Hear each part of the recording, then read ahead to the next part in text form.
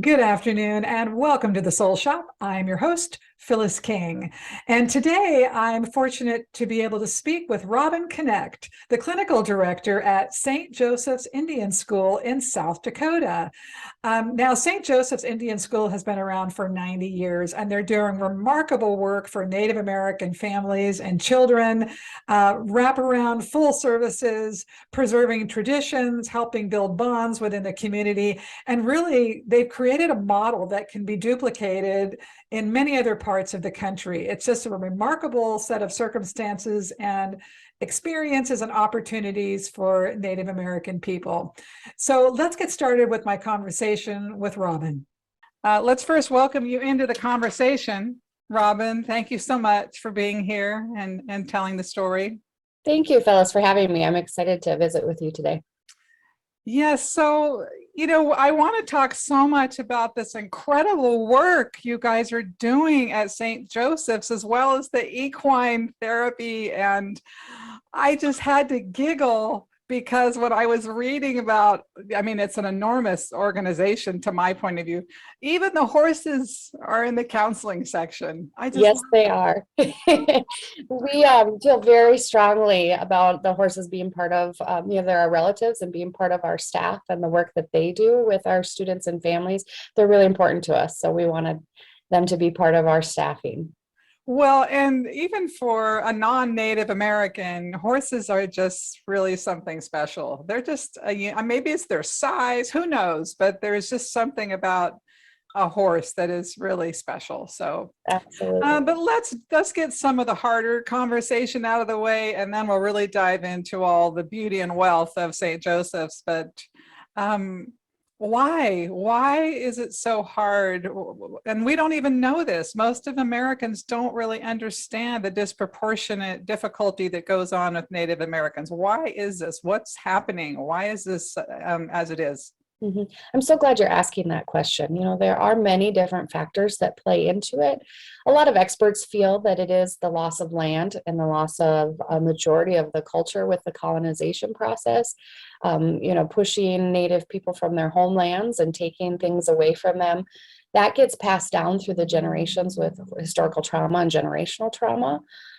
There's also huge barriers to accessing services, in rural areas, on the reservations, the way that systems are set up and funding. It's very difficult to access mental health services, living on and off the reservation as a Native person. Seeking help, there's a stigma attached to that, and that crosses every cultural background, but there is a stigma there for mental health. And many of those barriers you see all across the country, but we see them a lot in South Dakota just due to it being a rural state and access is very limited. So is it just with this tribe, or is it other Native American tribes as well? Other tribes also have those difficulties. Funding's a big thing. Access to healthcare and being able to pay for services is a huge barrier as well. Are there any, I don't know enough about this topic, but it seems like you guys are one of the few resources that is so all-inclusive to help Native Americans. Are there others? Or are you guys kind of a premier organization for the model for, addressing these issues? I feel we are so unique in what we're providing and really hope that other organizations can look to our model and see what parts of it they can utilize.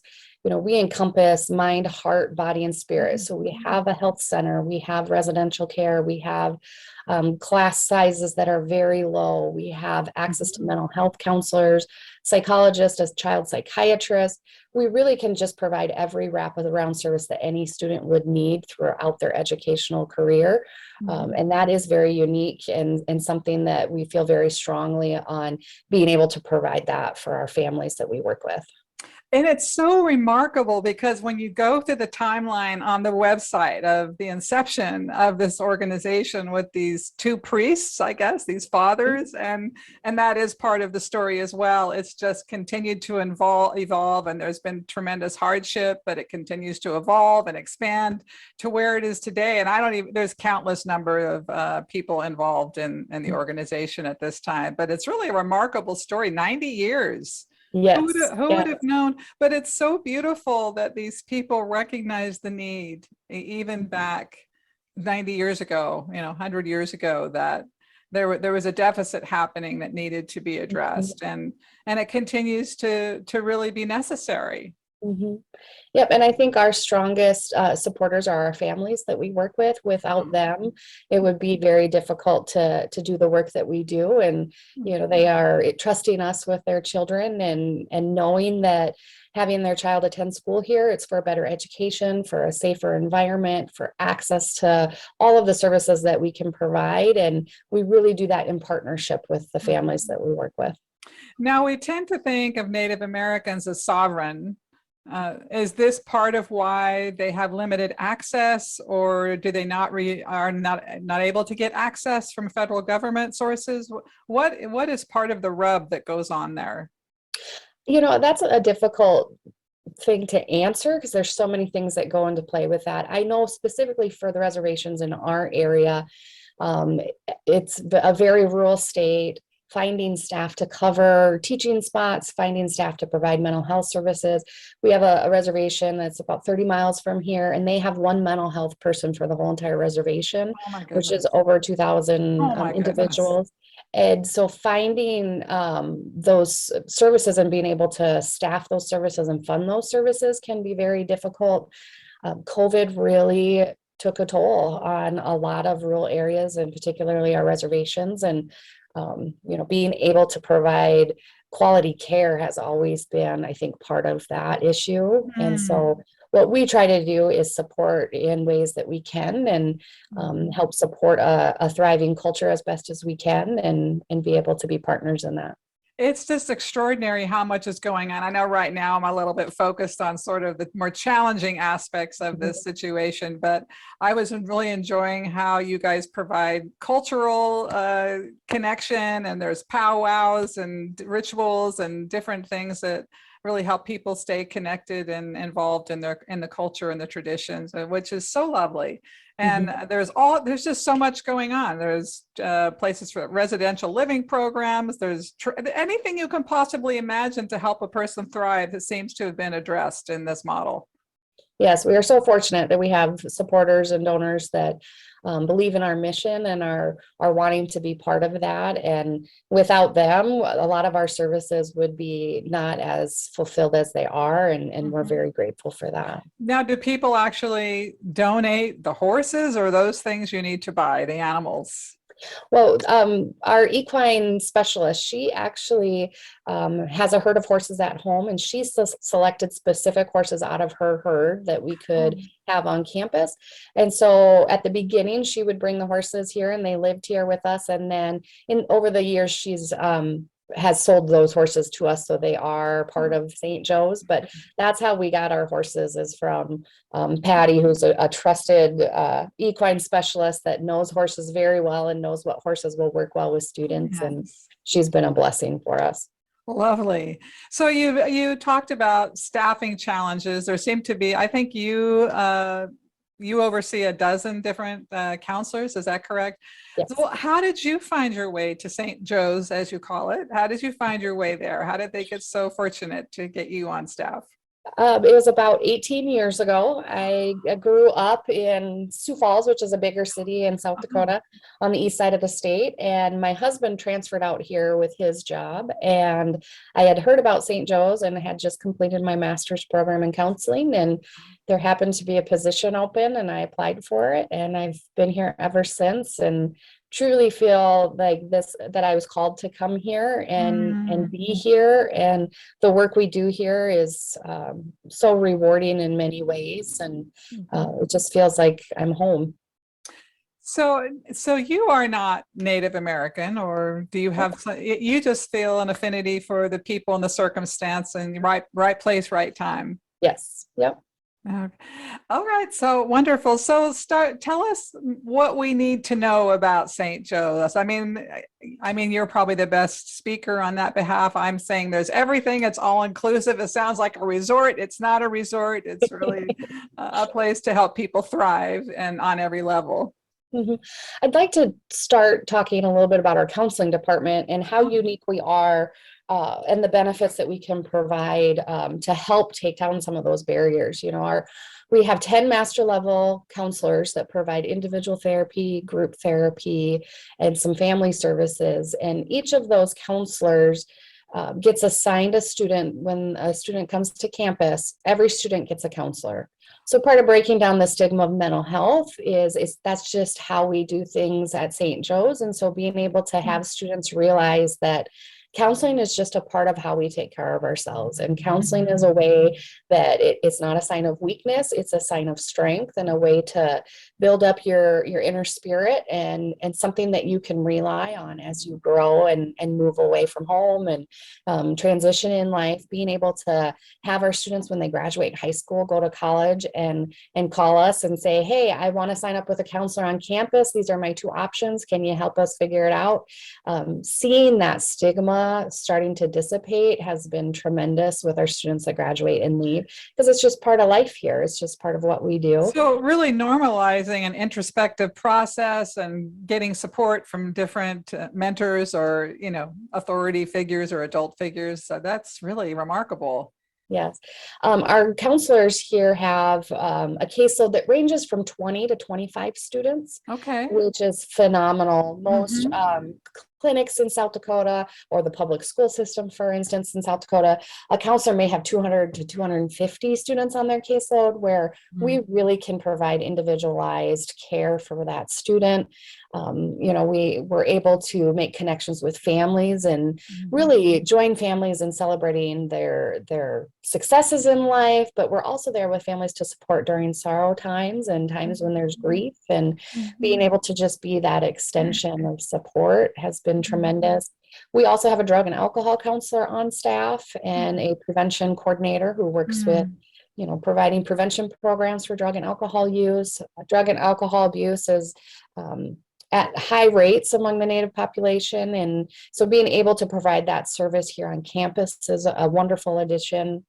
Of course, our equine therapy program, it's our newest therapy program, and that's been just a tremendous change for our students. The first time we brought horses on campus, there was a feeling when the horses came out of the trailer. The kids were out at recess and being able to watch just everything stilled, and that was because of the horse. That wasn't anything we did, that was the horse. And so being able to have those resources available is tremendous. We consult with a psychologist and a pediatric psychiatrist for students that may have higher needs, that maybe have some difficulties with depression or anxiety. We can help manage with medication. Again, all of that is through parent permission. Parents are actively involved in that process. An example would be, and I call it the real world when I refer to other agencies outside of St. Joe's, because St. Joe's is truly remarkable. But being able to see a psychologist in South Dakota, you may need to wait 6 to 8 months to get into a psychologist. If we have an emergency situation where a student needs to get some extra support, we have that available that same day. Also, if a student needs to go to get extra help with suicidal ideations, or maybe feeling to a point where they can't handle it anymore, we can have access to a psychiatrist in the moment. We don't have to wait 6 to 7 months for that. And so being able to really take care of whatever comes up for a student. We're so fortunate that we have the staff and the services available to do that. And that's just our counseling department. We have a residential department, an education department. We have, a facilities department that takes care of the grounds here and makes sure that everything, from the grass to the plants to the trees are all taken care of. And we just have such wonderful people that work here and promote our mission, and all of that is, we do that for our students and families. It's incredible. And I guess St. Joe's, I'm calling it St. Joe's now, has been around for such a long period of time. I guess people just now generationally, they know of it. And so family after family comes, or is it automatic, or how do people come to you? So a parent decides that they want to apply to have their child attend St. St. Joe's. And so they'll fill out an application, and then the application comes to our admissions department, and that includes counselors, residential staff, an admissions coordinator. We really kind of have everybody, the school staff is present for that. And our goal in that is to meet the needs of every student that we can. Most of the applications that we receive, there may be struggles that that student has educationally, whether they're on like an IEP or need extra services in the classroom. And if we can meet that need, we want the student to be able to attend St. Joseph's. And so we sit around the table and we look at the records and we say, this would be a great fit. And we reach out to the family, and then the family chooses if it's a good fit for them. And if they do, then the student gets to come here at no charge to anybody. They are able to get all of these services and not have to worry about paying for a bill. And, kids really can thrive in an environment where safety is taken care of, the basic needs are met, and seeing that, that weight lifted and the ability to be a kid is a tremendous thing. Well, and all these different support mechanisms, I mean, every element of the human experience seems to be addressed. It must be an incredible culture of community and comfort. I would think it's like a family, a big family in a way. Yes, and we call it our tioshpe, which is it's a Lakota term for family, an extended family. And once a student and family are part of St. Joseph's Indian School, they really are our family forever. And it's something that, I've been here 18 years, so I have worked with students the first couple of years I was here, and now their children are starting to be at the age to come, cousins and relatives, and you really get to know families, and they trust what we're doing, they support what we're doing, and they're our biggest advocates in the services that we have. And so there's definitely strong family connections that last a lifetime. And there's still students that I worked with my first year that'll reach out and stay in touch and come back and visit and share what they're doing with us. And we really are a family out here. So I know there's probably many success stories, obviously, but how many people are on account or enrolled at any given time? So we try and have an enrollment right around 200 students. Okay. The most we've had in the past 10 years was 220. That's kind of capacity, would be 220.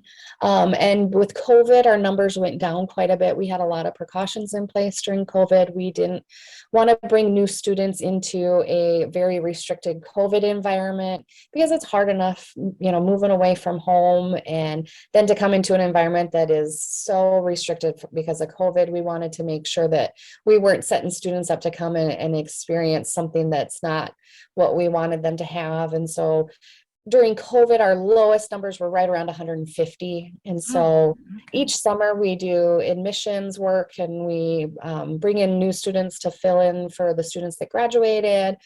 Some students choose to leave St. Joe's after a couple years. If it's ends up not being exactly what fits for their family, they decide to go to a different school closer to home, and those things. So we do have openings every year that we try and fill.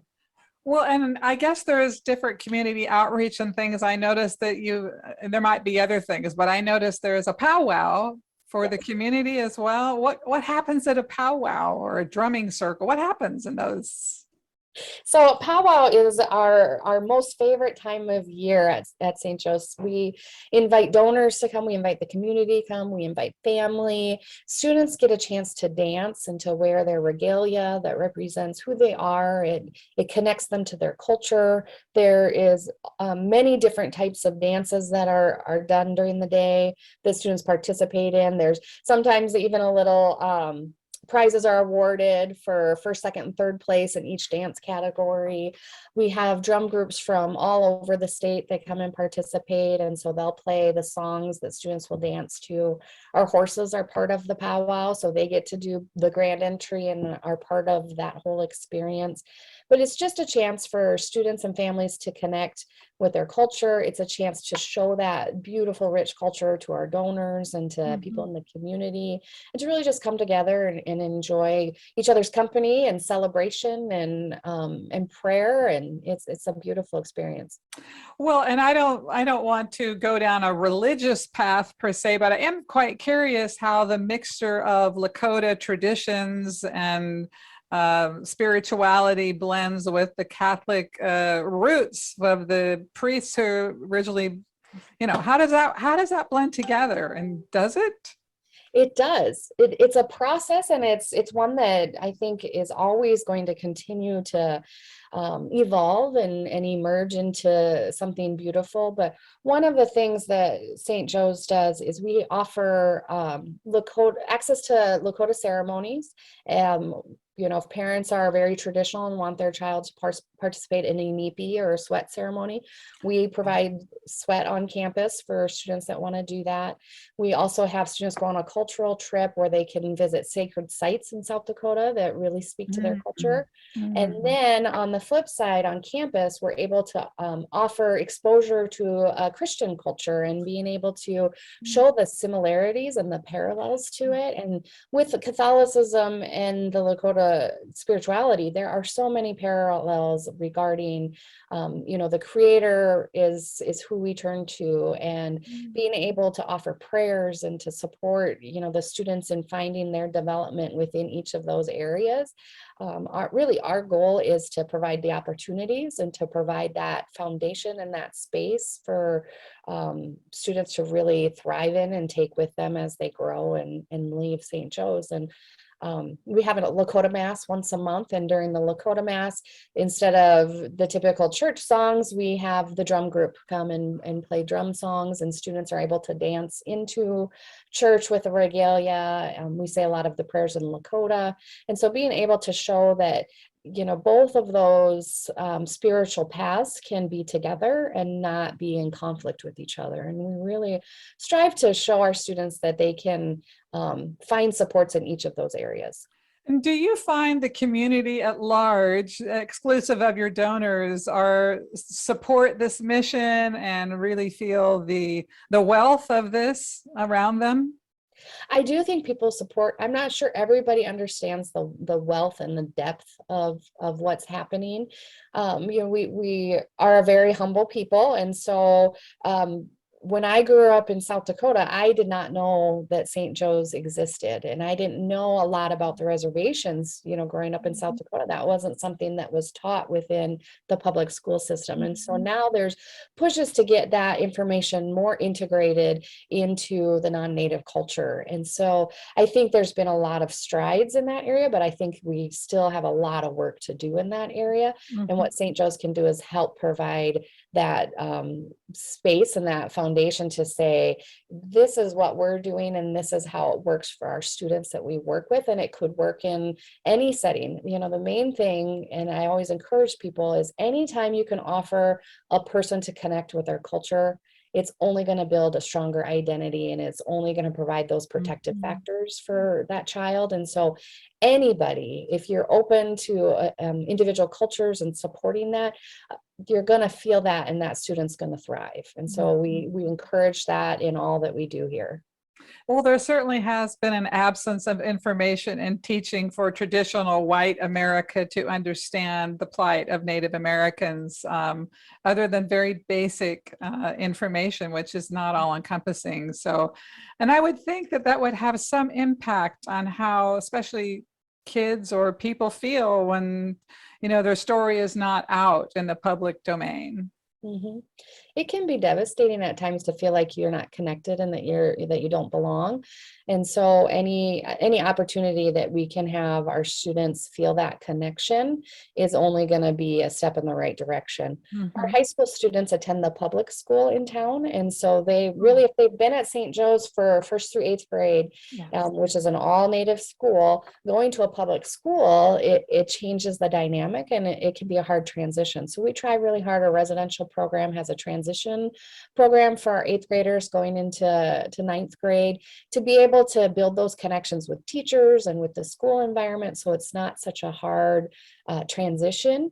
There's also opportunities where we're invited into the public school in our community to highlight Native American culture, and being able to talk about powwow and talk about dances and doing activities that bring that information to light is what we're part of too as well. So some of these students are going out into the community essentially and bringing the strength that they've received in their first 8 years, and trying to sort of educate in certain ways as well as maintain what they've received, I suppose. Yes. Yeah. It's a tall order, but it sounds like that it's working. It sounds like there's enough there that they're learning how to navigate that. It sounds amazing.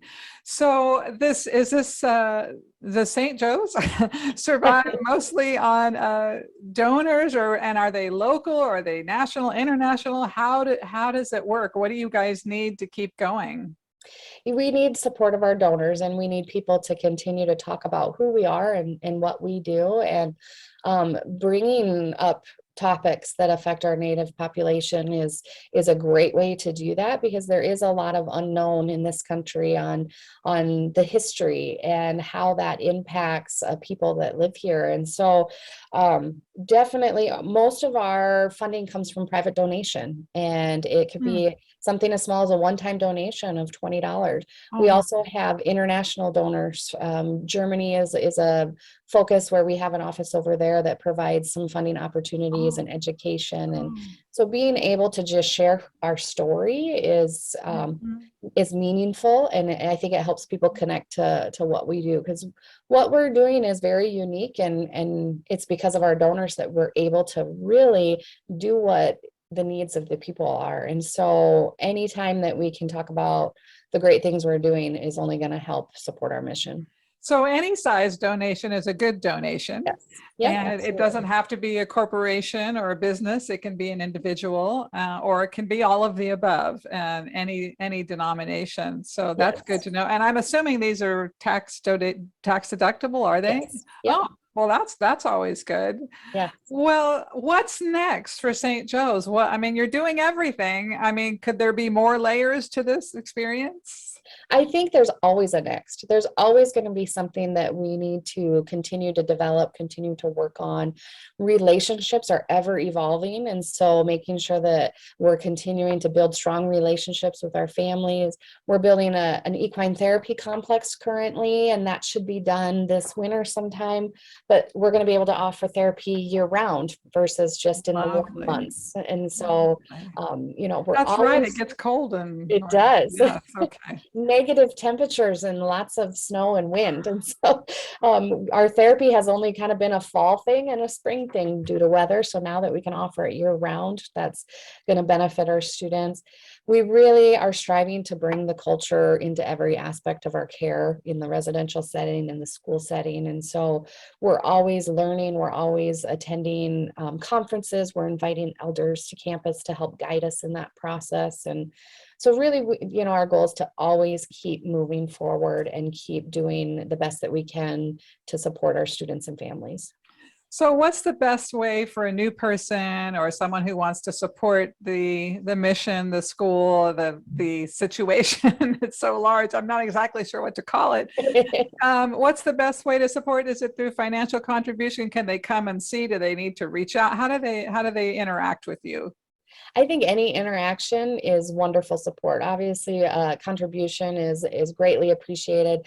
Coming to campus and taking a tour and seeing what we do is a wonderful experience. We have a wonderful museum on campus that rivals national museums with Native American artifacts and paintings. And so being able to share that history with people, we're kind of located right on Interstate I-90, which goes across the whole country. And so we do get a lot of visitors from all over, and just being aware of what we're doing and who we are. One of the best ways to learn more about us is to go to our website, and that's stjo.org, or sjiskids.org.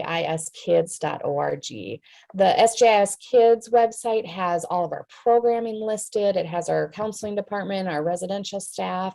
It's really shows every program that we offer. And then the main webpage, the STJO, is the donation webpage, and one that highlights the happenings of the month and things that are going on campus. And so both of those are great resources.